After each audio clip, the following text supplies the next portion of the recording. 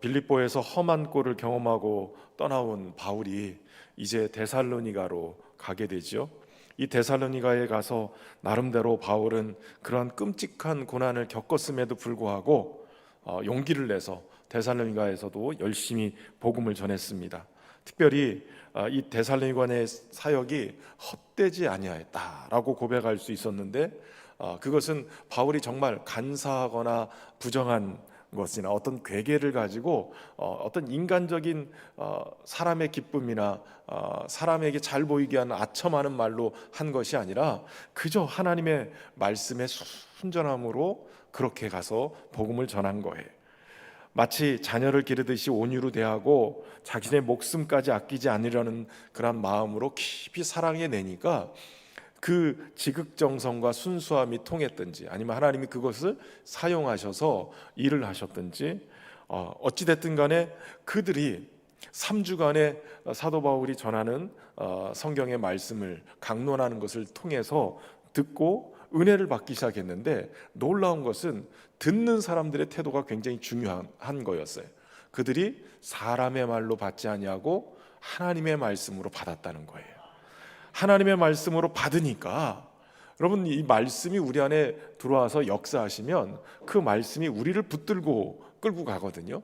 그러니까 말씀 안에 뿌리를 잘 내리면 그 말씀 안에 뿌리를 내린 것이 우리의 믿음을 견고하게 만들어요. 아주 말씀의 뿌리를 딱 내리는 게 마치 콘크리트 치는 것처럼 딱 견고하게 만드는 거죠. 그러니까 사실 초대교회들이 여러 어려움들을 겪었는데, 이 데살로니가 교회들만큼은 그래도 환난 속에서도 믿음을 지킨 그러한 소문난 믿음의 교회가 됐다라는 거예요. 그러니까 여러분, 말씀으로 훈련되고 말씀으로 믿음을 지켜내면 환난이 와도 이걸 뚫고 나갈 수 있는 힘이 생겨요.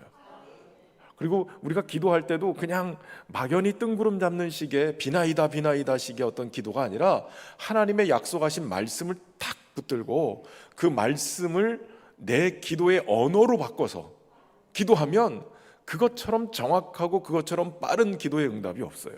왜냐하면 하나님이 보증하신 게 말씀이잖아요. 그러니까 하나님의 말씀을 붙들고 그 말씀의 근거에서 말씀으로 기도하기 시작하면 그 말씀으로 하는 기도가 하나님 앞에 더 정확하게 꽂히는 거예요. 그래서 말씀으로 훈련하고 말씀의 은혜를 받고 말씀의 뿌리를 내리고 말씀으로 기도하고, 그럼 환난이 올 때마다 이게 도리어 더 우리의 믿음의 뿌리를 더 단단하게 내리고 꽉 붙들게 되어지는 거예요. 그러니까 환난이 우리를 넘어뜨리는 게 아니라 도리어 환난이 우리의 믿음을 견고하게 만들고 더 단단하게 만드는 것이죠. 그래서 결국은 아름다운 열매들이 맺혀지는데, 경건한 헬라인의 큰 무리와 적지 않은 귀부인들이 믿게 됐다라는 거예요. 말씀을 하나님의 말씀으로 받아들이면서 은혜를 받으니까 특별히 경건한 헬라인, 그리고 또 나름대로는 귀부인이라고 하는, 나름대로는 그렇게 좀 인테리하면서 그러면서 많은 어떤 공부를 한 것 같은 그런 분들까지도 복음을 받아들이게 됐다는 거예요. 사실 여러분, 전도할 때 뭐 이게 다 똑같지는 않지만 보면 어느 정도 먹고 살만한 사람들은 전도하기가 쉽진 않아요. 그래도 어떤 문제가 있고 사연이 있으면, 그러면 그래도 어려울 때 지푸라기로 잡는다고 하나님의 말씀을 들으려고 하고 뭔가를 확 붙들려고 하는 그런 마음이 있어요. 그런데 사연이 없으면, 노사연하면 그러면 이게 말씀이 들어가지를 않아요. 부족한 게 없으니까. 그런데 여러분, 오늘 이 데살로니가 교회 지역에 적지 않은 귀부인, 나름대로 살만하고 괜찮은 사람들도 말씀이 그들에게 꽂히기 시작해요. 물론 여러분, 살만해도 영혼의 공허함은 있어요. 영원한 공허함의 그 부분을 주님이 문을 두드리시고 깨트리시고 말씀이 팍 스며들어가기 시작하면, 그러면 그 말씀이 창조의 능력을 일으켜요. 그래서 우리에게 믿음을 일으키는 거예요, 믿음을. 여러분, 그리고 나서 그들이 또 데살로니가 지역에 또 한 사람, 유대인들이 또 찾아오죠. 그래가지고 한바탕 또 소동이 납니다. 빌립보에서 그렇게 고생을 시켰던 유대인들이 또 따라다니면서 고생을 시키는 거예요. 사실은 가장 많이 주의 말씀을 들었다고 얘기하고 약속을 받았다고 했던 유대인들이 계속 복음에 거치는 자들이 돼요. 그게 참 이게 문제예요. 여러분 교회를 다니다가도 믿음을 잃어버리고 내지는 교회 생활을 딱 멈춘 사람들을 얘기하다 보면 성경은 너무 잘 알아요. 너무 잘 알아요. 그런데 얘기하다 보면 주님을 향한 신앙은 없이 지식만 늘어 있는 거예요. 그래서 사실은 굉장히 어려워지는 거죠. 사실 지식만 있었던 유대인들을, 특별히 율법주의자들, 사울이 그랬죠. 사울도 그 열심 가지고 결국 그리스도인들을 핍박하고 주님을 핍박하고 하다 안 되니까 주님이 만나셔서 그의 눈을 멀게 하시고, 그러고 나서 바울을 되게 만들어서 복음을 전하게 만드셨는데, 사실 바울 입장에서는 자신이 저질렀던 그 행동을 똑같이 그들이 하는 거예요. 자신이 생각했던, 그리고 정당화했던 이것 믿고 내가 그리스도인을 핍박한다, 너무 정당했는데 도리어 부활하신 주님을 만나고 나니까 내가 이단이라고 얘기했던 이 예수 그리스도, 그분이 부활하셨다는 사실이 탁 가슴으로 꽂히면서 그동안 믿었던 것들이 다 뒤집어지는 거예요. 그런데 그들은 아직 그것을 깨닫지 못하는 거죠. 반대자가 되어 있어요. 결국 데살로니가에서 바울과 실라를 밤에 형제들이 베레아로 보내게 됩니다. 베레아에 들어갔으면 숨어서 조용히 있지, 어떻게 된 게 바울과 실라는 그곳에 가서도 또 복음을 전하는 거예요. 회당에 가서 말씀을 전하기 시작해요. 그런데 이 성경은 베레아에 있는 이 사람들이 데살로니가에 있는 사람들보다 더 너그러웠다, 이렇게 증거해요. 그리고 간절한 마음으로 말씀을 받았고 정말 그러한가 해서 성경을 날마다 상고했다, 이렇게 성경은 기록하고 있어요. 더 너그러웠다라는 말은 더 고귀한 사람들이다라는 그러한 뜻이 더 가까워요. 그러니까 누가가 사도행전을 기록하면서 이 베레아 사람들을 더 고귀한 사람들이다라고 왜 이렇게 칭했을까? 더 너그럽다라는 이 말, 더 고귀한 사람이다. 왜 그랬냐면 아마도 그들이 간절한 마음으로 말씀을 받고 그런가 해서 성경을 상고했기 때문에 그런 거예요. 어찌 보면 말도 안 되는 소리 하지 마 라고 말씀을 듣자마자 팍 반대하고 팍 거절하는 그런 모습이 아니라 도리어 간절한 마음으로 말씀을 받는, 여러분 말씀 받을 때 간절함이 필요해요. 간절함이. 얼마 전에 릴스 이 동영상을 이렇게 보다 보니까 지금은 중국이 그렇지 않는데 예전에 중국에 지하교회에 성경을 구하기가 어려웠어요. 성경. 제가 신학교 때 중국에서 이렇게 성경이라고 가져왔던 쪽복음 이거 썼던 거 받아 적은 거예요. 우리는 지금 성경이 너무 넘쳐나죠. 지금도 막 그냥 성경책이 집집마다 막 넘쳐날 거예요. 근데 중국에는 이 쪽복음을 못 구하는 거예요. 복음서 자체를 못 구하니까 다 받아 적고 막 이랬는데 선교사님들이 들어갈 때 또 이 성경을 탁 보따리로 싸가지고 딱 갖다 놓는데 그냥 벌떼같이 달려들어가지고 그 성경책 하나를 잡으려고 막 지도자들이 모였는데, 여러분 우리는 하나님의 말씀이 너무나도 넘쳐나요. 요즘은 그냥 유튜브 방송들이 너무 많으니까 너무 넘쳐나는 거예요. 그러니까 본당에 와가지고 예배를 드리던 것이 전에는 그랬는데, 우리가 이 예배당 건축하고 들어올 때 사실은 우리 교회 성도들 중에 출장을 해외로 많이 나가시는 분들이 계셨어요. 중국에 가시고 나이지리아에 가시고 블라디보스토크에 가시고 전 세계적으로 막 그냥 나가가지고 출장을 가서 몇 달씩 가 계시니까 제 마음에 그래도 우리 성도들이 그곳에서 예배드리기가 어려우니까 인터넷만 되면 실황 중계 들으면 되겠다. 그래서 우리 교회 지을 때 인터넷 생중계가 될 수 있는 시스템을 만들자고 해서 만들었어요. 그랬더니 이게 코로나를 또 준비하는 또 대비가 됐잖아요. 코로나 기간 동안에 생중계가 되고. 그런데 어느 날 보니까 코로나 때문에 익숙해진 것이 뭐였냐면 인터넷 중계 이것만 있으면 어느 곳에 가서 놀아도 된다. 처음에는 인터넷 생중계로 집에서 어쩔 수 없이 본당에 오지 못하고 예배를 드릴 때는, 그때는 다 정장 입고 거실에 탁 소파에 앉아가지고 정장 탁 차림으로 TV를 틀어놓고 예배를 드렸어요. 한두 달 지나면 이제 정장은 좀 하고 좀 프리한 옷을 입어요. 그리고 또 한국 사람들은 희한하게 소파를 놓고 앉지 않고 밑에 앉잖아요. 그리고 줌으로 중계하고 막 이러다 보니까 어느 순간에는 위에만 필요한 거예요. 위에만. 밑에는 반바지에 뭐 잠옷바지 입고 위에만 막 그러다가 뭐 뉴스도 나오고 그랬잖아요. 그러는 거예요. 그러더니 어느 순간인가 누워서 드리고, 놀러 가서 그냥 TV만 틀어놓고 너는 예배 드려라, 우린 놀 테니까 TV만 틀어놓으면, 영상 중계만 틀어놓으면 예배 드리는 거라고 착각하기 시작하겠어요. 그래서 예배를 드리는 것이 어느 순간인가 정말 본질을 잃어버리고, 어쩔 수 없어서 영상 예배 드리는 게 아니라 예배의 자리, 여러분 우리가 예배하는 것은 개인의 예배도 있고, 또 중요한 것은 이 개인의 예배가 공동체로 모여서 드릴 때 그 예배는 두세 사람의 그 모인 것 속에 주님이 함께 하신다고 그러셨는데, 공동체로 모이는 그 예배에 하나님의 기름 부으심이 엄청나요. 그러니까 이 예배가 어마어마한 그런 은혜가 주어지는 곳인데, 이걸 놓쳐버리고 자꾸 이렇게 도는 거예요. 그러면서 무슨 문제가 생기냐면, 요즘은 영상을 자꾸 보면서 교회를 안 나오고 영상을 돌아다니는 유목민들이 생기는 거예요. 이거 보다가 좀 마음에 안 들어, 좀 더 좋은 목사님 봤으면 좋겠어. 그래서 분당 우리 교회도 갔다가, 선한 목자 교회도 갔다가, 오른 교회도 갔다가 막 여기저기 막 찾아다녀요. 여러분들이 그렇게 보시면 알고리즘으로 이렇게 다 떠요. 심지어는 또 신천지까지 갔다 오는 분들도 계시더라고요.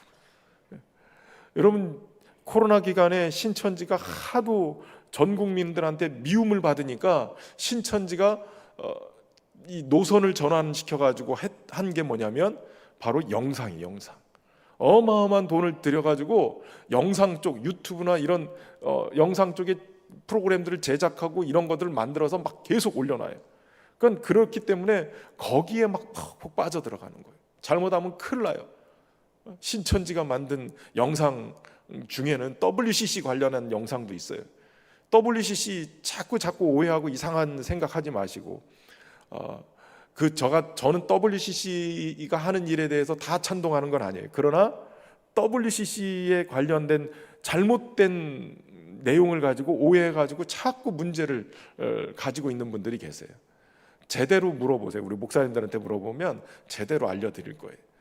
그런데 어찌됐든 간에 그런 여러 가지 과정들 속에 자꾸 영상을 취사 선택한단 말이에요. 너무 많은 말씀을 듣다 보니까 믿음이 생겨야 되는데 믿음이 아니라 자꾸 머리만 똑똑해지기 시작해. 예배 자리에 나오지 않고 말씀만 들으니까. 왜 심각한 거예요? 한국 교회가 좀 위험한 것들 중에 하나가, 정말 예배를 드려서 예배 속에 주님을 만나고 주님 안에 거하는, 이게 굉장히 중요한 본질인데, 예전에 경배와 찬양이 막 올라왔을 때 미국에 여러 깊은 경배와 찬양 예배를 드리는 교회들이 막 소개가 됐어요. 근데 한 교회가 우리나라 성도들이 가서 막 예배를 드리고 막 은혜를 받는 교회가 있었는데, 나중에는 좀 은사적으로 잘못돼서 문제가 됐던 교회가 있어요. 근데 한국 교회 교인들은 희한하게 예배 끝나고 그 교회는 뭐를 했냐면 찬양으로 예배 드리고 깊이 들어가고 말씀 듣고 막 은혜 받고, 예배가 다 끝나면 은사를 못 받은 분들이나 특별히 기도를 원하는 분들, 기도 받기를 원하는 분들은 저 모이는 장소가 따로 있어요. 그럼 그곳에서 그 함께 하고 있는 그 교회 기도 사역자들이 이렇게 이분이 은혜 받고 막 은혜를 받을 수 있도록 그 마음의 문을 열어주는 어떤 그 기도를 해주는 거예요. 그러니까 한 사람이 무릎 꿇고 앉아 있으면 한 서너 명이 팀이 돼서 둘러싸고 위에서 기도해 주는 거예요. 그 중에는 치유의 은혜를 입기를 원해서 병든 자가 있을 수도 있고, 마음에 상한 자들이 또 치유받기를 원하고, 또 은사를 체험하기를 원하는 사람, 은혜를 받기를 원하는 사람들이 다 있을 거예요. 그런데 놀라운 거는 예배드리다가 중간에 후다닥 나가는 사람들이 한국 교인이라는 거예요. 거기 가서 먼저 맨 앞에 가가지고 무릎 꿇고 먼저 기도를 받으려고, 그러고 나면 막 한바탕 또 난리를 치고 나면 믿음이 생기는 게 아니라 희한하게 무슨 은사 막 이런 것만 가지고 신앙은 변하지 않고. 여러분, 그래서 예배를 제대로 드리는 게 중요해요. 그저 흩쳐 지나가는 말씀으로 듣고 은혜 받았네 이러고 끝나는 게 아니라 간절한 마음으로 말씀을 받고, 그리고 이것이 정말 그런가 해하여 성경을 상고하는 거예요. 날마다 말씀으로 자꾸 확인하고 말씀을 집중해서 들여다보고, 그러면서 말씀 안에 계속 집중해서 들어가는 거예요. 그래야 우리의 믿음이 견고해지는 거예요. 말씀을 들으면서도 전혀 간절하지 않고, 말씀을 들으면서도 이게 정말 그러한가 검사하고 조사하고 찾아서 묻고 이걸 분별해내고, 그래서 정말 그렇구나라고 탁 받아들일 때 이게 되는 거예요. 그래서 사실 우리 사랑방 예배를 성경 공부식으로 시켰던 이유가 뭐냐, 말씀을 주일날 듣고 그냥 끝나는 게 아니라 이 말씀을 듣고 실제로 질문을 하면서, 커피 브레이크 성경 공부처럼 그렇게 질문하면서 대답하고, 또 그것에 대해서 내 말로 바꿔서 이렇게 대답을 하면, 이것이 여러분 내 말로 바꿔서 대답하는 것은 내가 이해하고 내 안에서 이렇게 소화돼서 나오는 얘기예요. 그때는 말씀이 내 안에 내면화되는 거예요. 그래서 적용하면서 그러면서 말씀이 좀 더 그저 흘러가는 것이 아니라 내 안에 머물면서 내 안에서 뼈가 되고 살이 되고 영적인 양식이 되게 되는 거예요. 그래서 사랑방 예배가 그래서 굉장히 중요한 거예요. 그냥 흘러가고 넘어가지 말고 말씀을 좀 더 깊이 상고하는 것이 필요해요. 그랬더니 그 중에 믿는 사람이 많아졌고 헬라의 귀부인과 남자가 적지 않았다라고 얘기해요. 여러분, 말씀의 깊은 은혜를 경험하니까 믿는 사람들이 많아지는 거예요. 믿음은 말씀으로 말미암는 거예요. 그렇기 때문에 말씀과 함께 갈 수 있기를 주의 이름으로 축원합니다. 아무리 지위가 높고 부자이고 교양이 흘러넘쳐도 그들 또한 복음을 들어야 될 사람이었어요. 그리고 그들 또한 구원을 받아야 될 사람이었어요.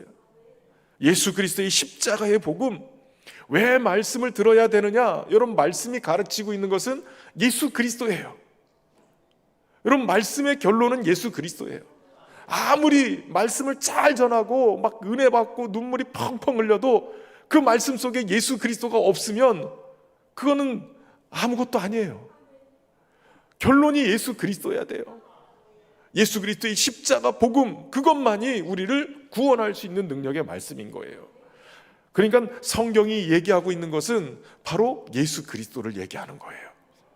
그러니까 모든 성경을 풀이했을 때 예수님이 드러나야 되죠. 예수님의 구원의 사역이 드러나야 되고 십자가 복음이 드러나야 되는. 그러니까 이 데살로니가와 베레아의 사역 속에서 말씀을 들으면서 그들은 계속해서 말씀을 하나님의 말씀으로 듣고 상고하면서 어디까지 가냐면 십자가 복음까지 간 거예요. 예수 그리스도까지 간 거예요. 그렇기 때문에 그들이 말씀으로 인해서 믿어지는 역사가 일어나고 말씀으로 인해서 구원받는 자들이 많아지게 되는 거예요. 여러분, 그렇기 때문에 저와 여러분이 하나님의 말씀 안에 거하는 은혜가 있기를 주의 이름으로 축원합니다. 하나님 말씀에 봅시다. 말씀 앞에서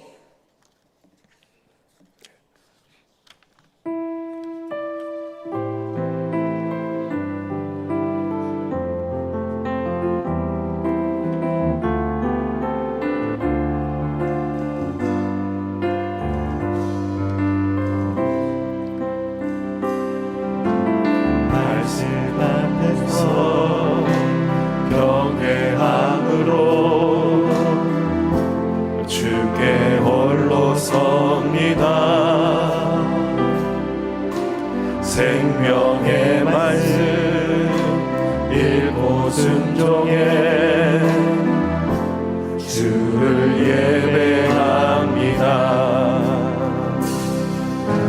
기록된 말씀 힘이 있어서 진리로 우리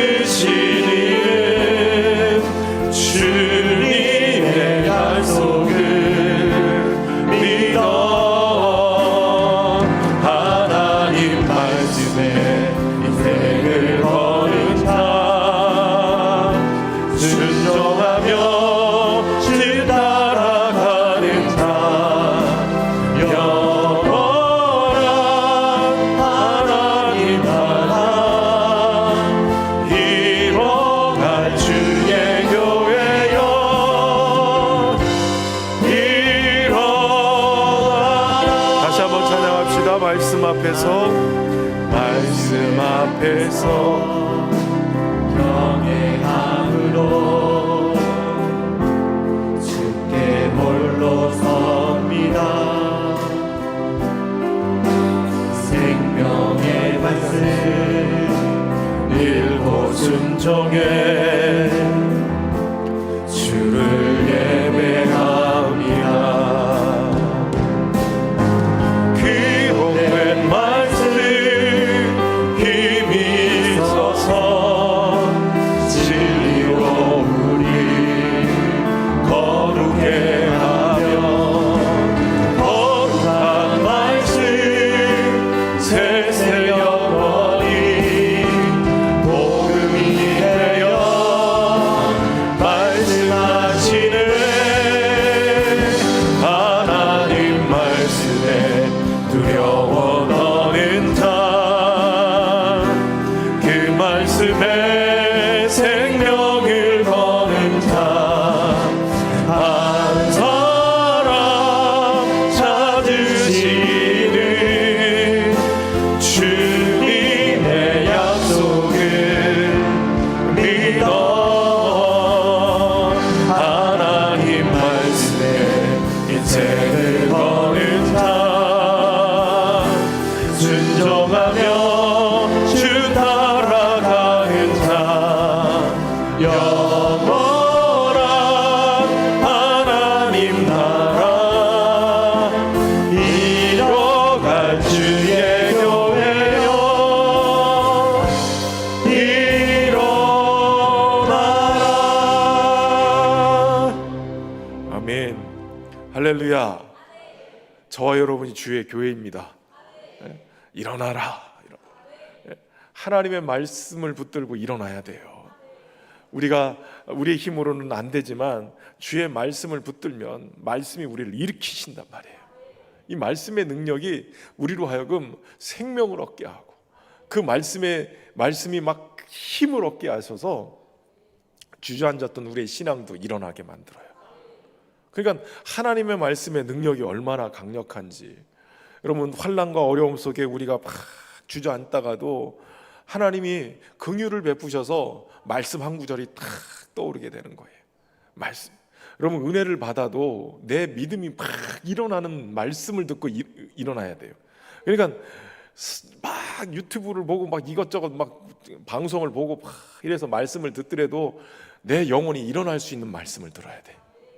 말씀을 들었는데 막 주저앉고, 말씀을 들었는데도 예수님이 믿어지지 않고, 제대로 된 말씀이 아닌 거예요. 막 웃고 떠들고 막 배꼽 잡고 막 이랬는데 끝났는데 뭔가 예수님은 생각 안 나고 그 목사님만 생각난다. 그러면 그 말씀이 제대로 전달된 게 아니에요. 말씀을 전했는데 글쎄 막 뭔가 막 감동도 있는 것 같고 막 요즘은 토크쇼가 많잖아요. 토크쇼. 토크쇼 많은데 그 토크쇼 누구의 김창옥 씨 뭐 이런 분들 토크쇼 하면 막 아줌마들도 많이 와서 막 듣더만요. 근데 다 듣는데 감동은 받고 막 울기도 하고 다 해요. 근데 거기에 복음이 있냐 말이에요. 거기에 예수 그리스도가 있냐 말이에요.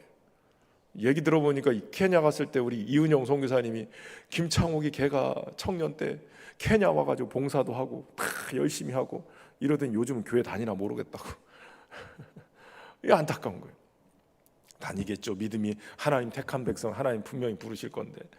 근데 여러분 중요한 것은 어떤 방송을 듣더라도 예수님이 그 안에 있어야 되고, 그 안에 복음이 있어야 되고, 그 안에 믿음이 있어야 돼요. 제대로 된 말씀을 들으면 우리의 영혼이 막 살아나요. 막 힘을 얻게 되는 거예요. 그런 말씀 듣고 살기를 주의 이름으로 축원합니다. 제가 주일날 우리 방송을 이렇게 중계를 1, 2, 3부를 하잖아요. 1, 2, 3부를 하면 우리 성도들이 이제는 웬만큼 이제 예배 때 나와요. 코로나 때는 어쩔 수 없이 방송을 보면서 방송 조회수 이렇게 보면 코로나 때 우리 성도만큼 조회수가 나와요. 우리 성도들이 코로나 때 방송을 보고 계시는구나. 그래도 예배를 드리고 계시는구나. 이랬는데 코로나 끝나고선 이제 우리 성도들이 본당으로 막 나와서 예배를 드리는데, 그런데 조회수가 조회수가 오전 예배 1, 2, 3부 예배를 합하면 뭐 70번도 되고 100번도 되고 막 이렇게 돼요. 생중계를 들을 때. 근데 월요일쯤 돼서 조회수를 조사를 해보면 다 해서 1000번이 넘어요. 그게 무슨 얘기냐면 제가 생각할 때, 저 나름대로 생각할 때 우리 교인만 듣는 게 아니구나. 예배 끝나고 본교회에서 예배는 드리고 또 오후에 와가지고 우리 교회 예배 틀어놓고 또 드리는가 보다, 이런 생각이 들어요. 물론 교회를 안 나오고 이제 그 가난한 교인이 돼가지고선 그냥 그래도 좀 마음에 그러니까 예배 영상 틀어놓고 보는 분들도 계실지 모르겠어요. 그런 분들도, 그런 분이라면 얼른 예배의 자리 나오셔야 돼요. 영상으로만 있지 말고, 그리고 예배의 자리, 부딪혀도 문제가 생겨도 여러분 그 안에 부딪힘 속에도 은혜가 있고, 문제가 생겨도 그 문제를 뚫고 나갈 수 있는 힘을 주님이 주시기 때문에 그 안에서 막 또 우리에게 주시는 은혜가 있어요. 그러니까 예배의 자리가 굉장히 중요한 거죠. 어찌됐든 간에 그 예배의 자리를 회복하고 은혜를 받을 때 중요한 게 말씀이었단 말이에요. 근데 데살로니가에서도 소동을 일으켜서, 빌립보에서도 데살로니가에서도 또 소동을 일으켰던 사람들이 베레아까지 와가지고 또 소동을 일으키는 거예요. 하여튼 왼수는 끝까지 따라다녀요. 그런데 끝까지 보니까 결국은 여기 형제들이 바울을 내보내서 바다에 가고, 거기서 또 아덴, 우리가 얘기하는 아테네라는 곳, 이번에 내년 6월 1일 날 2일 날 그때 출발하는 우리 성지순례 프로그램에 이 바울의 2차 전도 여행 코스가 다 담겨져 있어요. 아테네도 갈 거고, 그리고 그 다음에 로마에 가서 바울의 순교 교회까지 이렇게 쭉 둘러보고 다닐 건데 기대하십시오. 그리고 주일날 광고 끝나고 선착순 모집을 할 건데, 결국은 아테네로 가는데 그 과정 속에 바울이 실라와 디모데를 베레아에 남겨놓고 오게 되어져요. 그냥 혼자만 빠져나왔다기보다는, 위급하기 때문에 혼자 빠져나온 게 아니라 바울은 아테네로 가지만 그러나 실라와 디모데를 그곳에 남겨준 이유는 나름대로 그곳에 있는 형제들을 지키기 위해서. 바울은 빠져나오지만 어쩔 수 없이 실라와 디모데는 내려놨다는 거예요. 다시 말하면 여러분, 뭐가 모질라서 부족해서 그 사람들을 거기다 내려놓은 게 아니라 실라와 디모데는 바울이 믿을 만한 사람이었다는 거예요. 어려움을 겪을 수 있는 이 베레아의 교인들을 다독거리고, 그리고 그들을 움츠리지 않도록 팍 북돋아주고 그 믿음으로 설 수 있도록 만들어주기 위해서 실라와 디모데는 거기 머물러 있었어요. 여러분, 교역자가 탁 믿고 맡길 수 있는 사람, 이 굉장히 중요하죠. 믿음의 동역자들. 이 주일날 할 설교인데 충성. 하나님이 먼저 우리에게 충성을 베풀어 주셨잖아요. 그 충성이, 성도들이 그 충성을 경험했을 때, 하나님의 열심, 행동하시는 열심을 경험했을 때 우리 안에서 그 하나님을 향한 열정이 다시 회복이 되어져요. 하나님을 향해 충성하고 싶은 거예요. 그러니까 하나님이 우리에게 보여주신 그 충성이 모델이 돼서 우리 또한 하나님을 향한 충성을 닮아가게 되어지는데, 여러분, 교회는 어떤 사람들에 의해서 세워지냐면 충성하는 사람에 의해서 세워져요. 그것이 명목을 이어가게 되는 거예요. 그러니까 충성하는 사람은 어떤 사람이냐? 하나님의 충성을 경험한 사람, 하나님의 열심을 경험하고 그 은혜를 경험한 사람이에요. 그 사람들이 하나님 닮아서 충성의 열매를 맺어가게 돼요. 실라와 이 디모데, 여러분, 실라는 빌립보에서 이미 그 감옥에서 엄청난 하나님의 역사하심을 경험했던 사람 아니에요.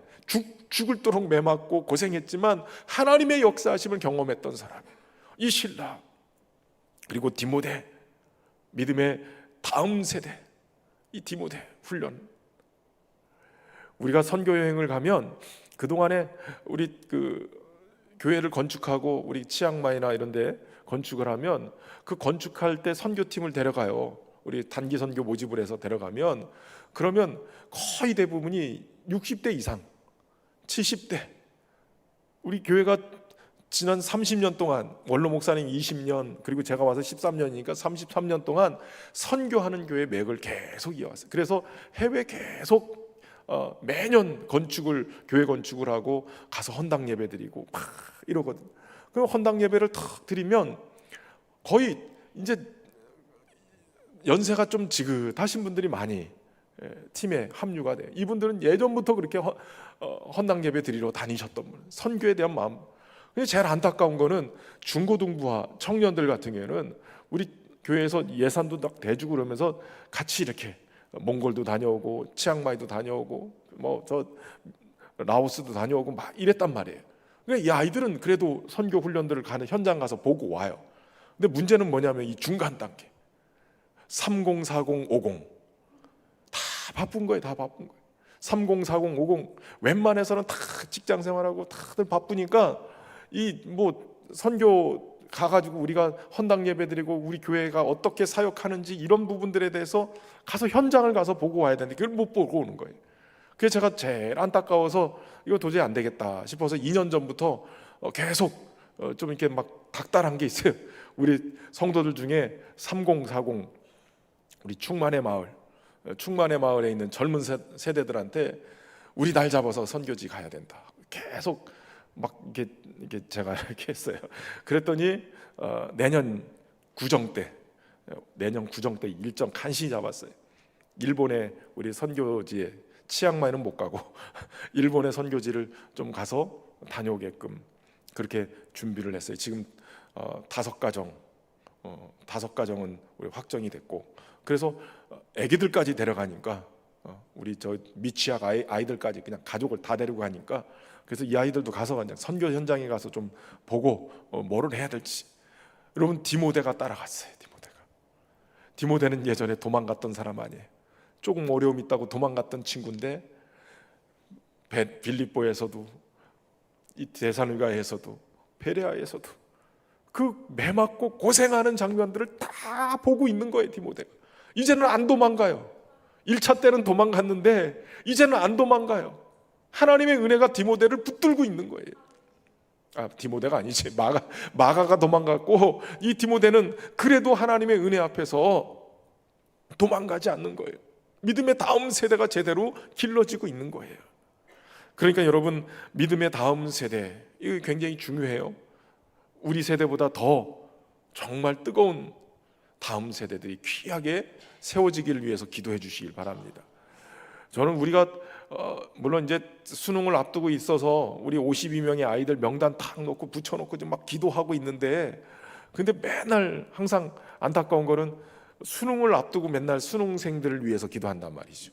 점수 잘 나오게 해달라고 기도하는 건지 무슨 기도를 하는 건지 이름을 불러가면서 기도해야 될 것 단지 수능 시험만 잘 보게 해달라고 기도해야 될 것이 아니라 그 아이들이 믿음의 세대가 되어지고 정말 하나님을 영화롭게 하는 귀한 믿음의 세대로 훈련되어져서 정말 시대를 움직일 수 있는 한국교회 지도자들이 많이 나올 수 있도록 그런 믿음의 세대를 위해서 여러분 기도해 주시기를 바랍니다. 교회를 돌보기 위해서 믿고 맡길 수 있는 사람 실라와 디모데가 그런 사람이었어요. 그 선교의 현장에서 고난당하는 현장 속에 주님이 얼마나 역사하시는지를 봤기 때문에 그것을 알게 되는 거죠. 여러분 주님의 삶의 현장 속에 역사하시는 그 주님을 경험하고 그걸 믿음으로 만들고 나의 믿음으로 고백할 수 있으면 그것이 견고한 믿음의 반석이 될 줄로 믿습니다. 이제 바울이 아덴에 가게 되죠. 근데 그곳에 가서 바울이 우상이 가득한 것을 보고 마음에 격분하였다는 거예요. 직역을 하면 그 속에 있는 그의 영이 분노로 타올랐다. 아예 격분했다, 발작할 정도의 격분했다 이런 표현이에요. 그러니까 아테네를 돌다 보니까 여러분 그리스 아테네는 완전히 막 신전도 어마어마하고 막 그렇잖아요. 우상이 가득한 걸 보면서 분이 막 격분이 난 거예요. 여러분 성령께서 느끼시는 것을 바울이 같이 느끼고 있는 거예요. 우상이 가득한 것.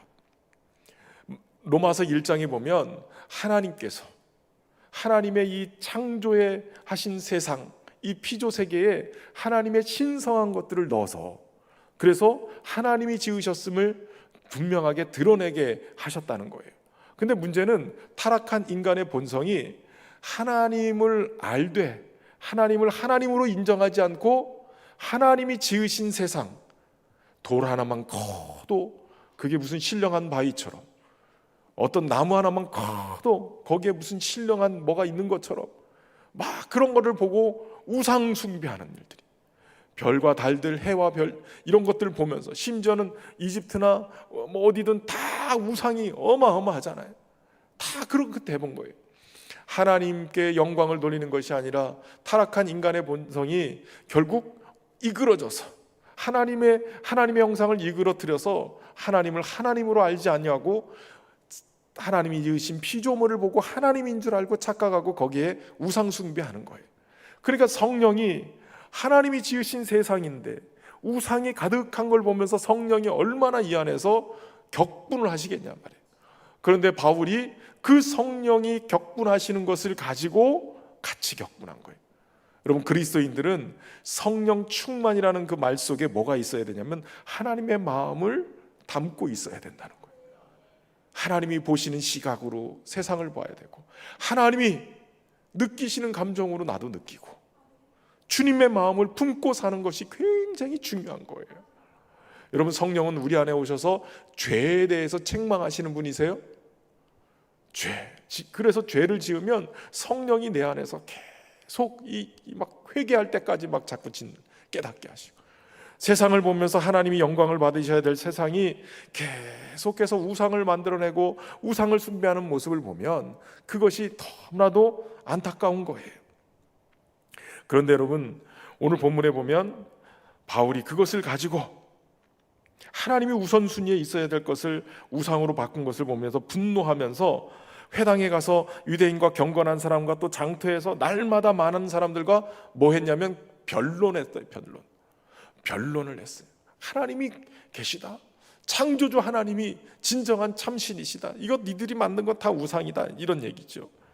그리고 이것은 성경을 알고 있는 유대인들, 경건한 사람들과 같이 성경을 가지고 토론하면서 그곳에서 지금 우상 숭배에 가득한 곳에서 영향을 받고 있는 사람들에게 성경을 가지고 얘기하는 거예요.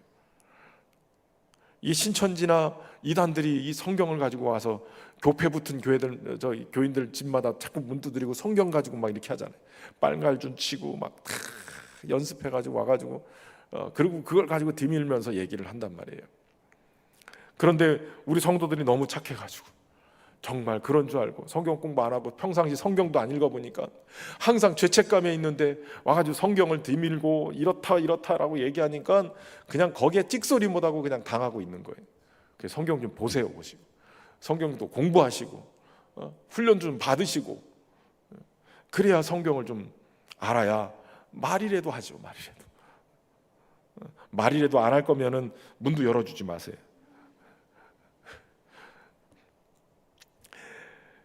그들과 함께 변론하고, 심지어는 당시에 헬라 철학, 그리스 철학이라고 얘기하는 에피쿠로스 학파, 스토아 학파, 이 철학자들과 바울이 쟁론했어요. 사실 에피쿠로스 학파와 이 스토아 학파는 당시에 이 헬라 철학의 가장 대표적인 철학파였어요. 이 사람들은 쾌락을, 마음의 평안, 이것이 최고의 선이다. 그래서 이 아타락시아, 이 마음의 평안을 얻기 위해서 최고의 뭔가를 하기 위해서 노력을 하는 거예요. 그리고 스토아학파 같은 경우에는 뭔가 좀 이 아파테이아라는 내 마음이 흔들리지 않는 그것이 최고다. 이거에 자꾸 흔들려 버리기 때문에 내가 고통스럽고 힘든 거다. 그래서 안 흔들리는 마음, 이걸 추구하면서 초월의 상태를 이루는, 그러니까 어찌 보면 에피쿠로스나 이 스토아학파도 철학인 것 같은데 실제는 인간의 구원에 대한 얘기를 하고 있어요. 그러면서 나름대로 얘기를 하는데 바울이 전하는 얘기는 뭘 전했느냐? 바울은 바로 예수님과 부활에 대해서 전하고 있었어요.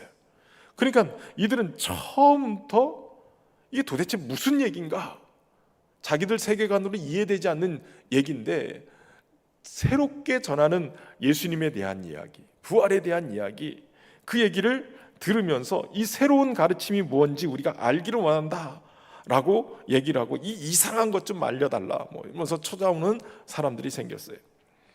여러분, 여기서 굉장히 중요한 것은 바울이 전하는 복음은 예수와 부활이에요. 그 예수님이 이루어 놓으신 그 십자가 복음은 우리의 죄 때문에 예수님이 대속의 죽음으로 죽으셨다, 우리 죄 문제가 해결됐다, 이것만 전하는 게 아니라 부활까지 전했다는 거예요. 여러분, 우리의 신앙은 예수님의 대속의 죽음 이것만 돼서는 안 돼요. 주님이 부활하셨다, 나는 예수님과 십자가에서 같이 함께 못 박혀 죽은 존재이고 예수님과 함께 다시 산 존재가 됐다. 보라, 새 것이 되었도다, 새 피조물이 되었다. 이것이 주님의 부활과 함께 우리에게 주신 은혜인 거예요.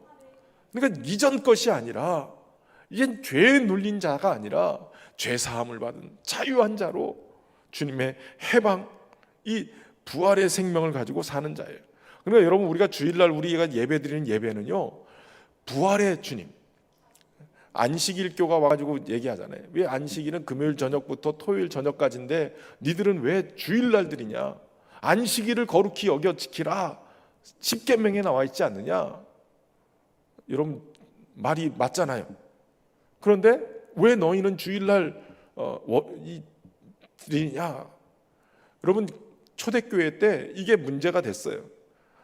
유대인들은 제7일, 이 일곱째 날 안식일을 지켜야 되는데, 그리스도인들은 안식 후 첫날 예수 그리스도가 부활하신 날, 그날 예배를 드렸다며. 초창기에는 안식일도 예배드리고 주일도 예배를 드리고 그랬어요. 그러다가 예수님이 진정한 안식일, 예수님이 안식일날 병을 많이 고쳐주셨는데 그때마다 막 계속 부딪혔잖아요. 왜 병을 고쳐주냐? 안식일날 병 고쳐주는 거 일하는 거다. 근데 예수님 뭐라고 그러세요? 아버지께서 일하시니 나도 일하신다. 그러면 아버지께서, 하나님께서 왜 안식일날 일을 하셔야만 되느냐 말이에요. 하나님도 쉬신 날인데, 그날을 거룩하게 만들고 다 쉬게 만든 날인데 왜 안식일날 주님이 일하셔야 되느냐? 한마디로 그거예요. 인간이 안식할 수 없기 때문에. 하나님이 지으셨던 그 안식일의 거룩함, 이것은 정말 인간이 쉼을 얻고 하나님 안에서 생명을 얻는 그 날인데, 타락한 인간, 결국 죄 때문에 안식하지 못하고, 결국은 죄 때문에 질병도, 죄 때문에 여러 묶임들도 계속 있는 거예요. 하나님이 그걸 보면서 하나님의 열심으로 하나님의 구원을 이루기 위해서 일하시는 거예요. 그래서 진정한 안식은 언제 오느냐? 사망 권세를 깨뜨리고 주님이 안식 후 첫날 부활하신 날, 그날이 진정한 안식일의 완성인 거예요. 그래서 그리스도인들은, 믿는 자들은 우리가 주일을 안식일로 삼아 예배를 드리는 거예요. 그러니까 주일은 안식일 플러스 부활 생명이에요. 안식일 플러스 부활 생명. 그러니까 부활 생명을 가지고 하나님 앞에 예배하는 우리가 예배를 통해서 무슨 생명을 충만받느냐면 부활 생명을 충만히 받는 거예요. 그러니까 주일날 와서 예배를 드리면 이 안에 부활 생명이 막 넘치게 되는 거예요. 그게 살아나게 되는 거고요. 주님의 부활 생명으로 우리가 다시 일어서게 되는 거예요. 그러니까 예배 드리고 나가면 얼굴이 확 바뀌어 있어야 돼. 우거지 밥상을 하고 왔다가 나갈 때는 환희의 노래를 부르면서 막 주님의 부활 생명을 막 내일 모레 나갈 때 이렇게 얼굴을 보세요. 이분이 부활 생명의 보톡스를 맞고 나가는지, 아니면 여전히 죽음의 그림자가 그리워 있는지, 세상 환난 어려움들 가지고 근심하고 왔다가 주님의 부활 생명을 딱 힘입고 주사 한 대 탁 맞고 그냥 영양제 한 대 탁 맞고 나가면서, 야, 주님이 부활하셨다, 그 부활의 생명을 가지고선 나가면 얼굴이 벌써 확 바뀌어야죠. 그렇지 않겠어요? 살아나는 거예요, 살아나는. 그러니까 예배를 드릴 때마다 그 부활 생명이 가지고 있는 사람들은 예배를 드리면 찬양도 달라요. 찬양도 새 노래가 돼버리고, 그 부활의 생명 가지고 말씀을 들으니까 말씀 안에서 막 생명의 역사가 막 일어나기 시작하고요. 기도만 해도 막 눈물이 확 쏟아지면서 주님의 은혜가 막 넘치기 시작해요. 그러니까 예배가 부흥하는 교회는 예배가 살아있어요. 예배 속에서 막 은혜를 받고 막, 그러니까 예배가 살아있으니까 왔다가 막 바닥바닥 생명을 얻고 막 그러고 가는 거예요. 저는 우리 신현교회 예배가 그럴 수 있기를 주의 이름으로, 지금보다 더 막 그 부활의 생명의 역사가 막, 그러니까 그 부활의 생명 가지고 한 주간을 또 살아가잖아요. 살아가다가 막 부딪히기도 하고 막 이러지만 내 삶 속에 주님이 이렇게 역사하셨다, 삶의 현장 속에 주님이 나와 함께 하셔서 나로 하여금 승리케 하셨다, 이런 간증들을 가지고 주일날 딱 모여보세요. 구원하심이 보좌에 앉으신 하나님께, 우리를 여기까지 인도하신 주님께 감사, 그냥 저절로 하나님 앞에 찬송이 올려드리는 거예요.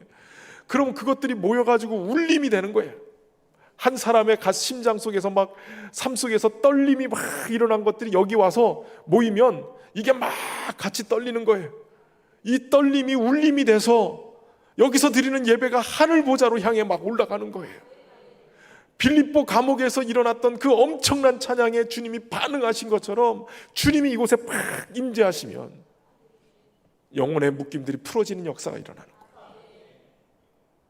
말씀 안에서 깨어지는 거예요. 말씀. 바울이 그들 앞에 설교를 해요. 몇 가지 전한 메시지가 있어요. 내가 보니 너희를 위하는 것들을 보다가 알지 못하는 신에게라고 하는 새긴 단을 보았다. 얼마나 기가 막히냐. 우상들이 막 우상의 그 상들을 잔뜩 갖다가 전시를 해놓고 거기에 막 빌고 난리가 났는데 이들이 불안했던지, 야 우리는 신이라고 해가지고 다 우상들을 만들어놨는데 우리가 생각할 때 우리가 알지 못하는 신에게 혹시라도 신을 알지 못해가지고 이런 신이 있는데 이 알지 못하는 신을 무시했다고 이분이 화나면 어떡할까. 그래서 그들이 알지 못하는 신이라는 신전을 만들어 놓은 거예요. 신상을. 나름대로는 머리를 엄청 쓴 거예요. 알지 못하는 신도 우리가 숭배를 해야 되겠다. 근데 그 알지 못하는 신이 누구냐? 사도 바울은 얘기하는 거예요. 너희가 알지 못하는 신이라고 얘기한 그분이 있다. 그분은 천지 만물을 창조하신, 우주 가운데 가시는 만물을 지으신 천지의 주인이시다. 그리고 그분은 손으로 지은 전에 계시지 않고 무엇이 부족한 것처럼 사람의 손으로 섬김을 받는 분이 아니시고 만민에게 생명과 호흡과 만물을 친히 주시는 분이시다. 하나님이 계시다는 거예요. 하나님이. 기가 막힌 거예요. 사도 바울은 그 알지 못하는, 너희가 알지 못하는 신이 바로 이런 분이시다라고 얘기를 해요. 온 민족을 한 혈통으로 만서 온 땅에 살게 하시고 연대를 정하시고 거주를 경하시고 사람으로 혹 하나님을 더듬어 찾아 발견하게 하시기 위해서 이렇게 하셨다는 거예요. 그는 우리 각 사람에게서 멀리 있지 않다. 하나님은 가까이 계시대요. 우리가 더듬어서라도 찾아서 발견하게 하시기 위해서 그렇게 하나님이 가까이 계시다는 거예요. 사도 바울의 설교는 기가 막혔어요. 그 말씀 속에 하나님을 더듬어서라도 찾게 하시기 위해서 하나님이 만들어주는 거예요. 예전에 대전에는 카이스트라는 아주 똑똑한 사람들이 모인 그런 학교가 있잖아요. 그 카이스트 박사들하고 이렇게 교제할 기회가 있었어요. 거기에도 연구단지 안에 그 카이스트를 중심으로 해가지고 거기서 박사급들이 모여서 예배드리는 교회가 있었어요. 그래서 그분들하고 같이 이렇게 교제하는데 이분들이 한 분이 그런 간증을 해요. 자신이 박사인데 연구를 하다 보니까 연구하는 그 연구 분야의 세계가 깊이 들어가면 들어갈수록 이거는 놀라운 거예요. 그것에 어떻게 이렇게 만들어질 수 있지? 어떻게 이게 가능하지? 라고 생각하는 부분들이 있는 거예요. 이거는 사람이나 어떤 인력으로 일부러 조작하지 않는 이상은 이렇게 만들어질 수 없는 거예요. 그러니까 자연적으로 그렇게 만들어질 수 없는 구조가 거기에 있다는 거예요. 이게 어떻게 이게 가능하지? 우연히 만들어질 수가 없는 건데. 그러면서 자신은 연구하다가 하나님이 계실 수밖에 없다. 이건 하나님이 지으실 수밖에 없다. 그러니까 하나님이 만드셨기 때문에 이렇게 될 수밖에 없다라고 생각을 하고 자기는 믿게 됐다는 거예요. 그러니까 제대로 연구한 사람들은 하나님을 찾게 돼 있는 거예요. 더듬다 보면 하나님을 알게 되는 거예요. 이제는 가을철 되니까 뭐 핑크 물류도 있고 뭐도 있고 막 놀러 다니면 정신이 없죠. 막 요즘 꽃놀이 다니시라고 가서 막 갈대밭을 보든 뭐 억새밭을 보든 보면서 신기한 거잖아요. 보면 너무 신기한 거예요. 이게 자연 만물을 보면 어떻게 이렇게 꽃이 만들어지고 어떻게 이렇게 아름다운 색깔을 띠고, 가만히 생각해보면 이게 하나님의 지혜로 만들지 않고는 감당이 안 돼. 설명이 안 되는 그거예요. 그러니까 이것도 예수 그리스도를 통해서 세상을 봐야, 주님의 눈으로 세상을 봐야 이게 창조주 하나님이 보이는 거예요. 하나님의 모든 신성이 그 지으신 세계 만물에 깃들어져 있는데 이게 우상으로 자꾸 바뀌니까 이게 문제인 거예요. 그런데 핑계치 못하게끔 주님이 그렇게 놓으셨다는 거예요. 더듬어서라도 하나님을 발견할 수 있도록 그렇게 하나님 만드셨고, 멀리 계시지 않고 가까이 계시는 거예요. 놀라운 거는 여러분, 제가 어느 날 이렇게 기도하다가 이렇게 저의 생애를 이렇게 돌아봤어요. 생애를 돌아보고. 여러분 한 번씩 그런 거 해보세요.